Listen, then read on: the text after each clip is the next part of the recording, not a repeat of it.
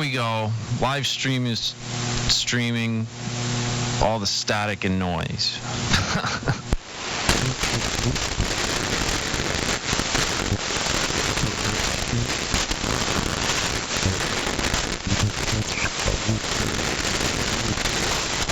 So I got the iMac logo going with the vector signal generator. It looked okay. It might be too noisy tonight to play any of those games, though. Yeah, it won't show up as well. It's better when it's quieter, so you get better contrast on it. C2 RGW. W2BTK. I'm still trying to work on that stuff anyway. None of it looks that good yet. It's really tricky. When I was messing around with the other thing where I finally captured I got that one wave file sorted out with my call sign in it. I made the stereo one that you saw the other day. Thanks for the host, brother. Sideband as well. And it took me quite a while because you have to kind of assume the rate that someone's waterfall is going to be running also. So on top of the signal level, you don't want to hit compression because it just kind of frills it around. But at the same time, you have to have enough strength so that it's prominent, and then you have to get the pass band just right versus the waterfall speed to get the size correct too, so it's readable.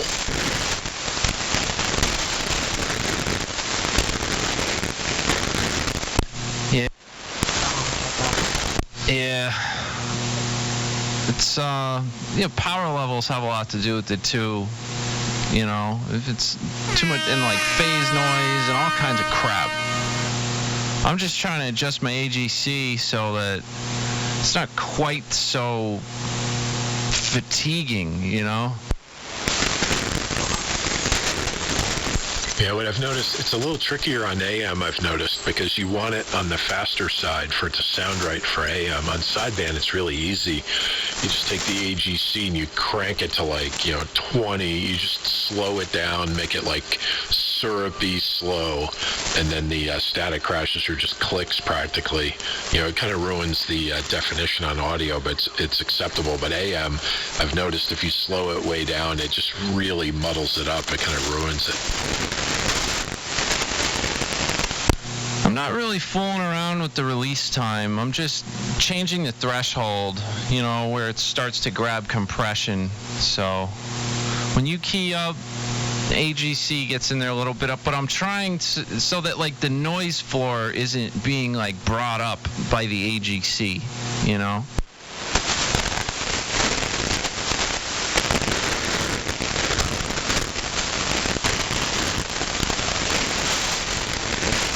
Just letting you set it if you're going to set it. I set it about 5 dB above the kind of average of the noise floor, so it doesn't grab it as frequently.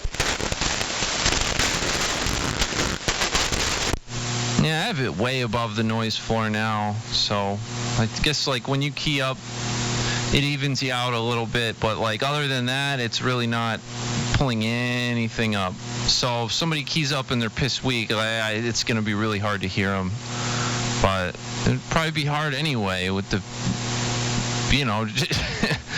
I'll just turn my speaker up, instead of pulling all that crap up. It's kind of funny, the other night after I bailed out of here and I was still on the chat, I was like, oh, right, I can click the video and do a replay. So it's kind of funny to listen to myself back to hear, how I was coming across.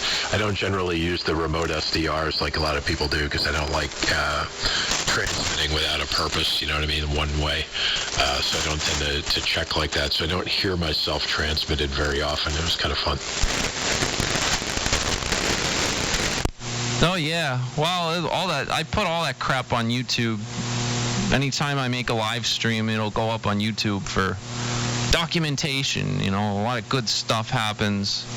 A lot of crappy stuff happens, and, we can all go back in a year and be like, no, look, see, this is what that guy said.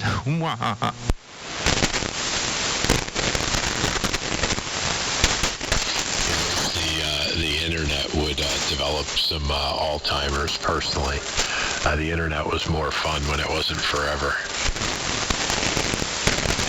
Ooh, my pizza's here. I'll be right back. W2BTK. Don't forget the garlic knots. KC2RGW.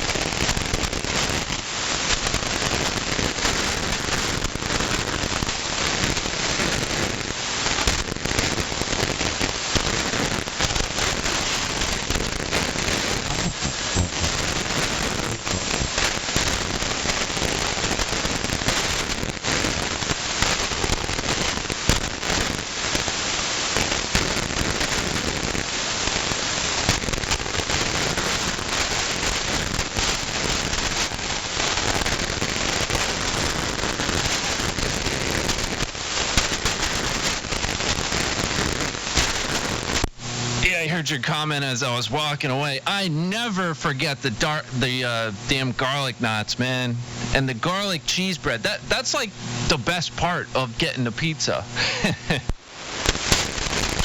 I ordered cheese garlic bread a couple of times up here in New England. Like, I'm not even kidding you. Like, there should be a fine for anyone that uses the word pizza in New England, because they do not understand pizza, and they don't understand an Italian restaurant. I ordered cheese garlic bread, and it was basically like slabs of bread that they put like a slice of cheese on and melted it.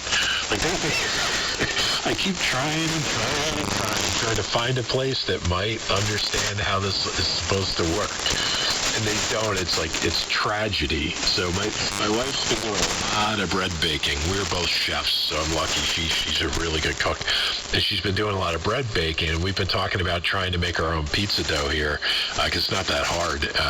Compared to bread dough, it's about the same stuff.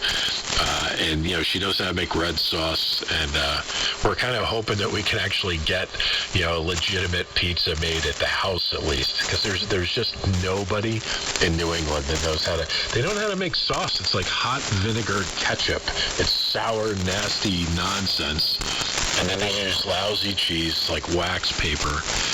It's utter garbage. I got to tell you, don't come to New England and order pizza. KC2RGW. Oh man, well, I lived in Boston for 4 years, and yeah, there were a couple of pizza places that were okay. The one, what was that place? Not Supreme's. There was another one that we used to go to, and we didn't so much get the pizza there. They had like big fat sandwiches, like, with the onion rings and chicken fingers and crap on them, and we go there when we were drunk. That was a pretty decent place. Their pizza was okay, not that great. The one right around the corner from my house was like some Greek guy. He had an interesting take on pizza. But the thing about living in Boston, it's like the ethnic food other than that was like really good. There was a whole bunch of Thai places, and they were all really good. Like, that was some of the best Thai food I've had. Better than some of the stuff I've gotten here in Jersey. So it's like a trade-off. I don't know. There's still good stuff to eat, but yeah, it's hard to find a decent pizza. That's for sure. About the best slice joint I found, and it wasn't nearby the house, so I never got a whole pie from them, is a place in Chinatown right by Tufts, right on the corner by Tufts on the side street where the T-stop is there. Little, like, filthy-looking place, and it was the closest to, like, a New York that I ever had. That's not bad. And I mean, and actually, there's one other place on Hanover Street, and it's not one of the famous ones. This place called La Familia Spagnuolo, and it's a total mob front restaurant. They don't even want business. They almost act irritated when you come in and sit down, but they really, theirs is pretty good. So that's the best pizza that I've had around Boston. All the famous ones I don't like. I'm not even close.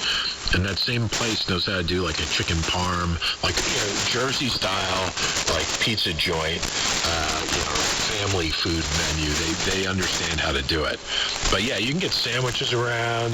Chinatown, of course, has a lot of good Chinese and Thai food and everything. And of course, seafood is excellent, especially fried seafood. They know how to do like fried scallops and whole belly clams up here like nobody. They're excellent at that. But I can't scratch the itch, man. I grew up in Jersey. Bagels, pizza, and diners. Like, actually, New Hampshire has a couple of diners that are halfway legit, not too far from me. But bagels and pizza, just not good in Boston. Yeah, they got that place, Legal Seafoods or whatever. That's a pretty cool restaurant. We would go there like when somebody's parents came to visit when we were in college, you know, because we couldn't afford that crap. We'd go to Legal Seafood with the parents, but that was always good. I don't know. I remembered the name of that pizza joint that we used to go to when we were drunk. It was called Cappy's. And like I said, you know, we'd get pizza like once in a blue moon. It was more about the loaded down sandwiches with all the junk food inside them. But they were really good. But then again, every time that I ate there, I was stinky drunk. So, I mean, anything is going to be good if it's doused in like cheese and chicken fingers and onion rings and all kinds of crap like that. Yeah, some good late night spots. Tasty Burger. I like Tasty Burger. That's a definite Boston thing. What else? Oh, Falafel King. It's another good one. I love Falafel King.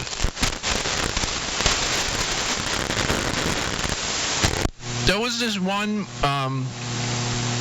pizza joint right around the corner from Berkeley.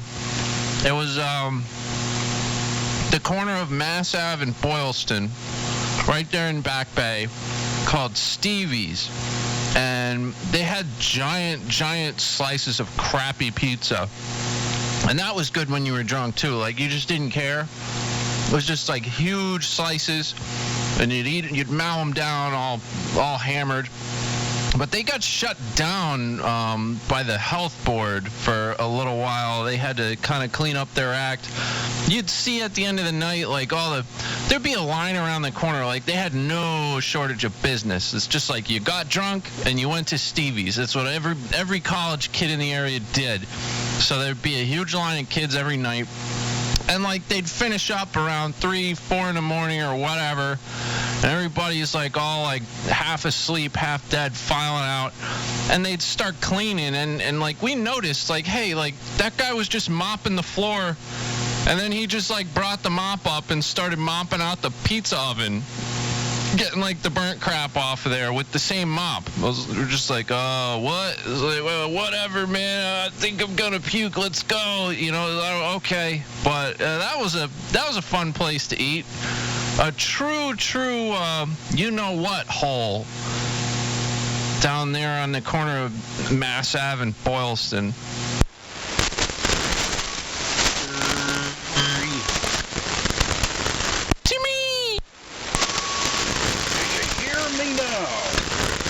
I hear you better now, Timmy.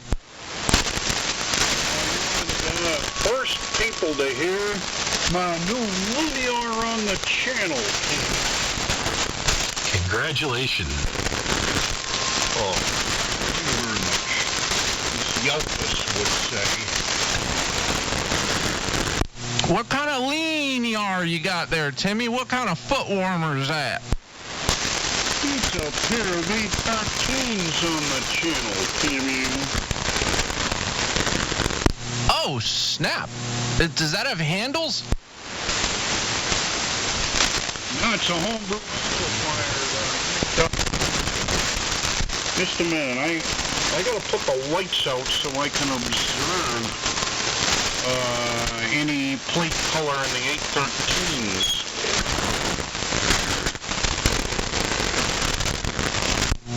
I have a loose connection in my receive somewhere. One of these damn relays is doing something stupid, so I had to reach my hand in the rack there and wiggle my wires. I missed a little bit of that, but it was because of my own technical incompetence. Wiggle your wires. Well, that's the air conditioning that you're hearing in the background there. Yeah. Adding up. That's if I can. I'm seeing about 100 mils.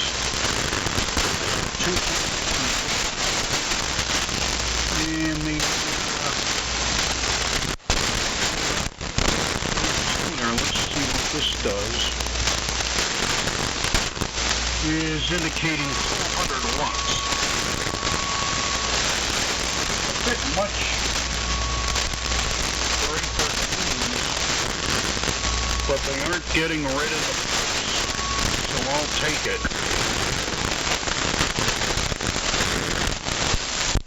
Good hit. Radio black. Our swing business.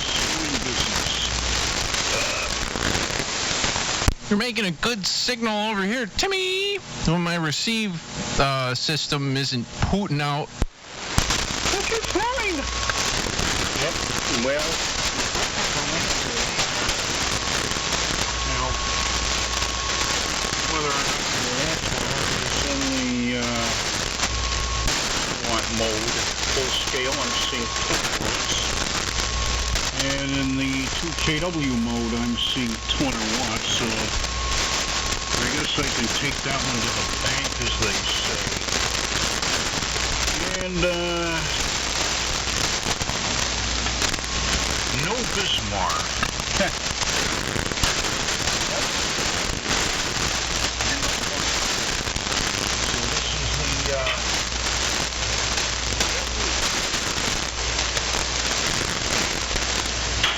The 813 linear amplifier.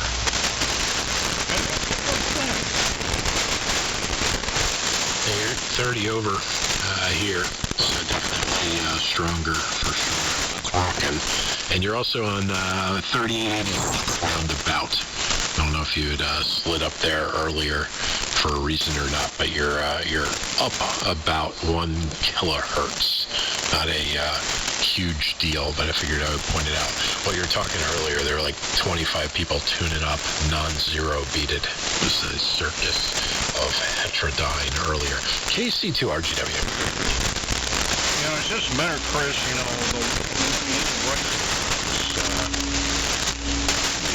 this one I haven't lined up the means of calibrating it. 0 on AM is next to impossible. They didn't think of it. Yeah, you're very close now, so just leave it there. That's a lot better. A lot closer to center.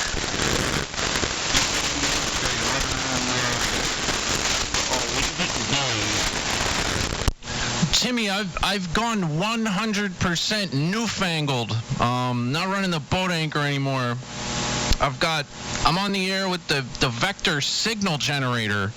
It's the Roden Schwartz signal generator with like very flea power output into a couple of stages of amplification. But I can go, look, now I'm on 3886. Now I'm on 3884. You can hear weird digital noise when I change frequency. Hello, hello, hello. Look at that. It's like there's a little as it moves around. Yeah, that's digi noise. But the other fun thing I can do, and I don't know if you have any SDRs or anything with a waterfall spectrum display over there, but I can draw pictures now and write things and play fun games in the waterfall display with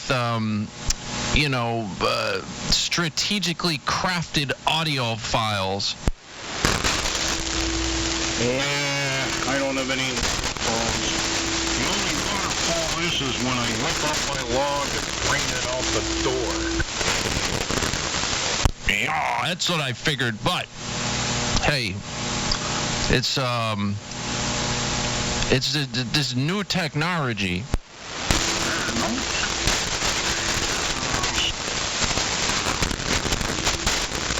It does sound very Jeff W2LDC something like one of his lash-ups, and also Robert W.C. does the same thing. Yeah, it's not bad. It makes perfect AM with quadrature modulation. Yep. Well, thing is, being that you're running a linear, which is inefficient as hell as I am, it really doesn't matter how you get the low-level signal up, even though it may be not the most efficient method. Rhodium shots, well, why not? Right here, old man, is a Rhodium Schwartz. How many people would know what that is that are true appliance operators? Yeah. Tell them I'm on a Rhodium Schwartz radio. Be like, wait, what? They have those at Ham Radio Outlet?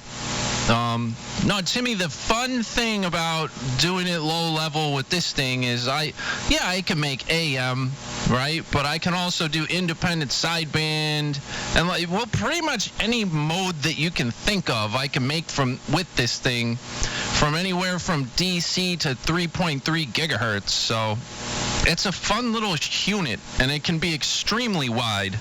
There's really no limit to how wide of a signal you can make other than the sound card that I'm using to pipe audio into it is running at 192 kilohertz sample rate. So theoretically, I can only be 96K wide, but that is the only limiting factor. It's just if I wanted to have 1,000% positive modulation, I could have 1,000% positive modulation. Not that would sound very good at all, but there's just zero limits to anything with this particular signal generator.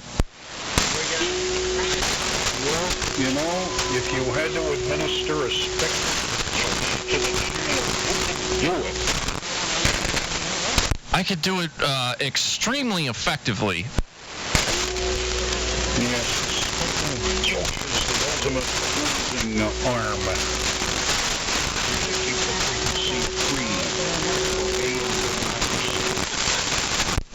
The other fun thing I can do, Timmy, is I can have carriers on as many frequencies as I want. I can transmit simultaneously on 3875 and 3885, or more than that, up to 96 kilohertz of band. I could plop as many carriers as I want in there and modulate them all. Scary. It is. This is where things are going, though. The new BTK. I'll get back on my boat anchor soon enough, but this is the kind of the trial run for this thing.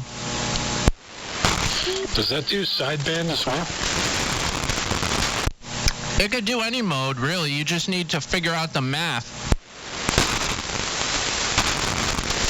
It would be hilarious to pick ongoing frequencies and just and break in and see how many of them you get answered on. Be a little tough to figure out who's answering you, where that was the receiving aspect of it. But you could some amusing potentials come to mind with that. Up and say, can you hear me? Hello. Sale and produce, aisle 12 and 14. Yep. Thing is this. Let us say you plug a chip, say 10 kilohertz apart. And you're watts out. And if the antenna system is flat across 50 kilohertz in terms of its load characteristics, and the amplifier is extremely being able to slide around without the output dropping off at all. Very interesting. It'd be very interesting. You would divide your energy up into 5 100 watts.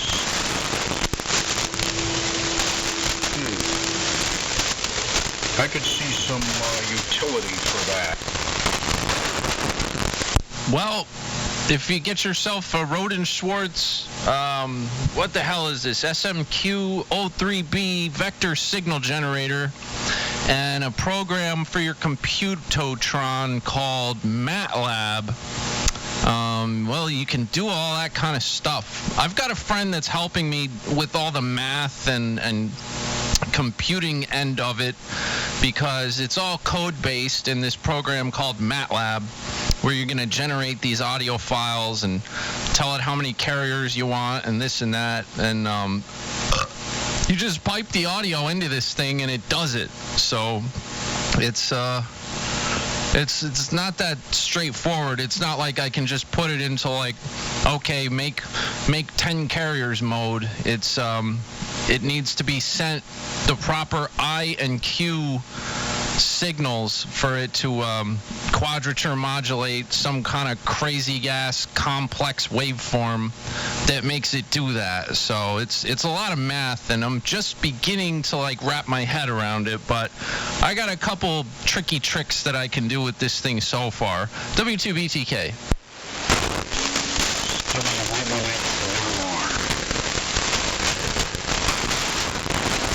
MKC2RGW. Yes, welcome to the great radio world. Yep, I'm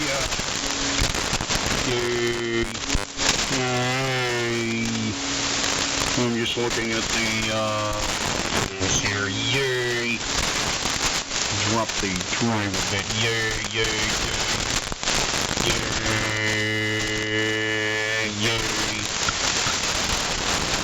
That's probably a little bit less. Yay! You can see that the final peaks are on a little bit.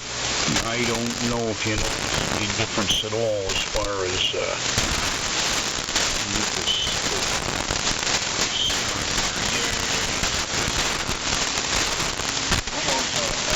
I believe I was over the amp first time.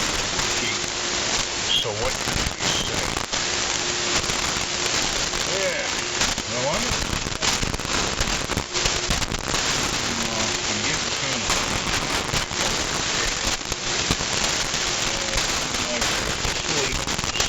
going. Well, I'm amazed at the coolest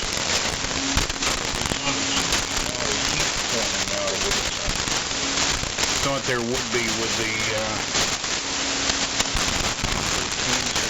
getting red in the face.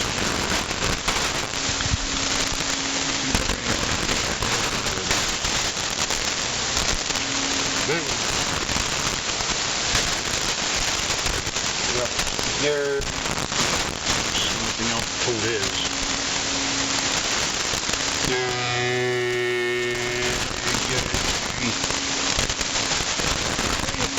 More that the capital supposedly circle. It's just the output of the rice higher than 50 ohms. Only when the rice marks up so heavy. Anyway. Well, minimum friction. Amazing. Teach hard. I'll be listening. Anyway, 1H and yell on. Alrighty, Tim. 7-3, and congratulations on getting that put together. Nice. You've been working on that for a while, and it sounds better when you back the drive down on it. You're also bringing in a good bit less background noise. The audio is better, so you're right. I would drive it right about there. It sounds pretty darn nice. KC2RGW. Well, thank you for the report. Yeah, Timmy, you're strong. You're beating up the lightning crashes over here. Oh, that's a good thing, you know. We've been only running about 25 watts out of this location. Now, this is more power than I thought I'd be able to muster up with a pair of 813s.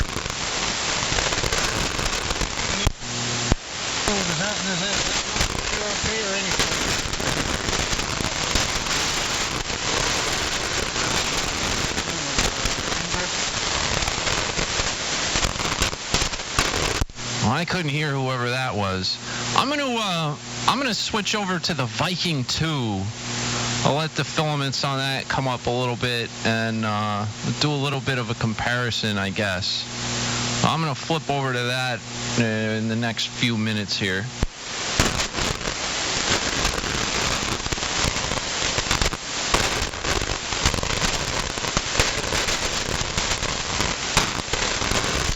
Coming up in just a few minutes, W2BTK will be joining us on the Viking 2.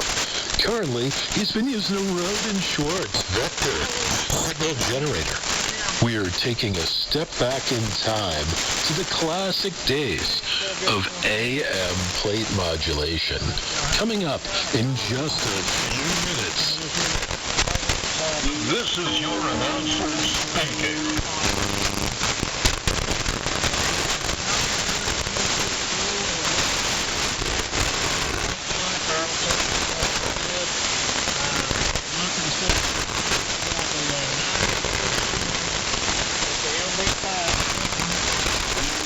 Boy, there's something to the speaker in there.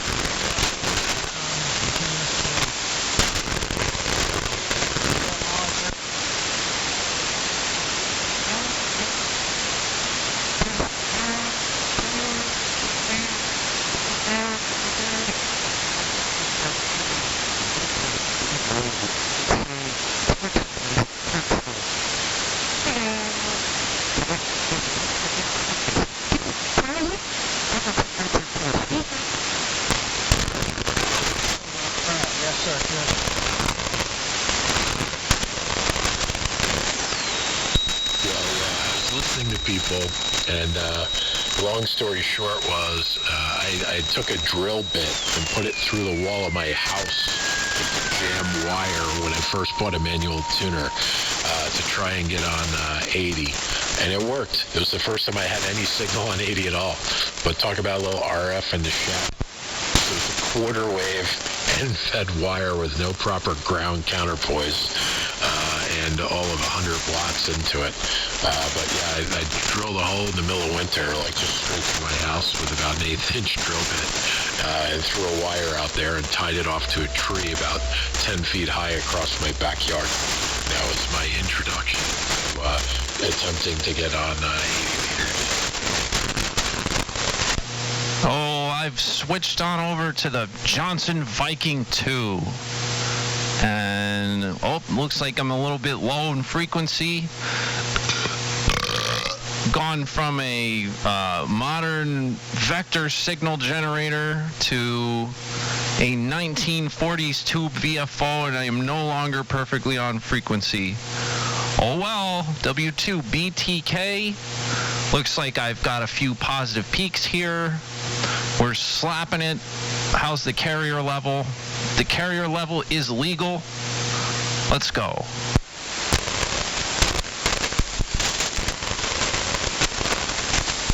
You know, you're amazingly consistent sounding between the two. This one is kind of warmer, denser, fuller, low mid-range filled in a little more, where the other one's a little bit brighter overall. But it's pretty funny. The signal's fairly consistent between the two. You've got the generator dialed in pretty nicely. Yeah, I'm definitely, I'm taking a little bit more clipping on the negative cycle right now. I've got a 3-diode ultra modulator going, and I definitely am probably into those diodes a little bit. There's just well, believe it or not, let's see. There's well, no, it's pretty similar levels of modulation. My scope just isn't calibrated very well. That's pretty cool. Yeah, it shouldn't sound that much different. Class C plate modulated boat anchor versus quadrature modulated vector signal generator. Who cares? It's all makes clean AM. So it's nice to know that the amplifier stages aren't mucking it up for me when I use the signal generator. But I'll tell you what, it's nicer in the shack when I'm running the Viking 2, because believe it or not, that Roden Schwartz signal generator sitting right next to me has some pretty loud fans in it. Contributes to some crappy noise level here in the shack. Not pleasant. I think I have a little bit of a buzz with this stuff, though. That's not quite there on the other setup, but doesn't appear to be that bad tonight. W2 BTK, switching over to 1950s technology.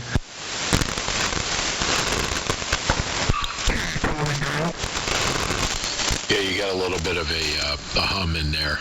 It's not sharp. There's a hum in there that you can hear, on just a carrier. Not a big deal while you're talking now. KC2R. Let me go see if I can get a little more on frequency than this.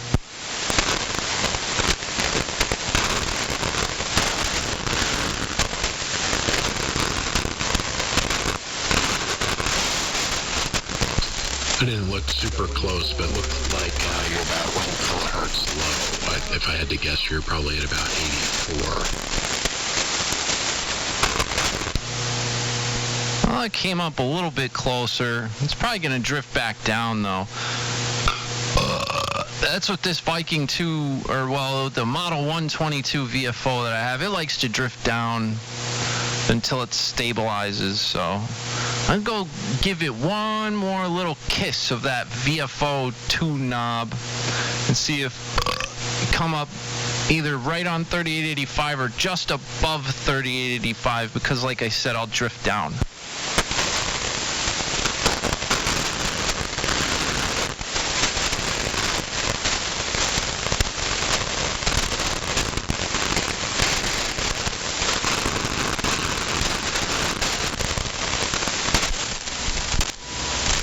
KG2IR, making a rare evening appearance. Hey, Nick. Welcome to the evening show. Yeah, Billy, I think he just popped back in there. BTK is in here, and we're live. We are going out live to a streaming audience on Twitch TV.